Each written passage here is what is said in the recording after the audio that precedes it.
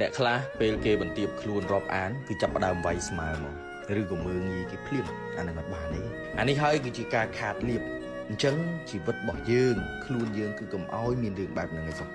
ត្រូវប្រកាន់ខ្ជាប់នៅធម៌គោរពថ្ងៃមុនគោរពគេមិនគោរពគេរហូតអ្នកខ្លះទៀតឃើញគេស្លៀកពាក់ខោមិនខោអាវមិនអាវចាប់ផ្ដើមលៀបខាយអានឹងក៏ជាការដែលធ្វើយើងបងខាតដែរណាអ្នកខ្លះ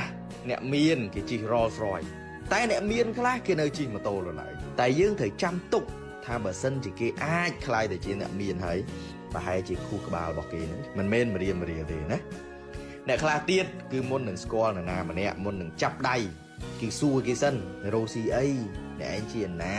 ទើបថ្លឹងថ្លែងការគោរពនឹងទៅតាមក្រោយអានេះគឺជាទង្វើមួយដែលធ្វើឲ្យយើងនឹងវាបាត់បង់ឱកាសធ្វើឲ្យឱកាសនៅជុំវិញនឹងវារសាត់បាត់ខ្ញុំមានបល័យចែកជូនអ្នកទាំងអស់គ្នាកុំអាលនិយាយបើថ្លៃមិនស្គាល់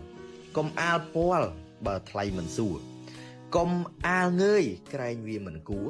កុំប្រឹងដើរតួក្រែងវាមិនគប់ធ្វើជាមនុស្សតើកាលណាយើងទម្លាប់ងើយគឺវាជ្រុះលុយច្រើនណាស់អាចជ្រុះទាំងក្បាលជ្រុះទាំងមួកជ្រុះទាំងមកុដមនុស្សដែលទម្លាប់អោន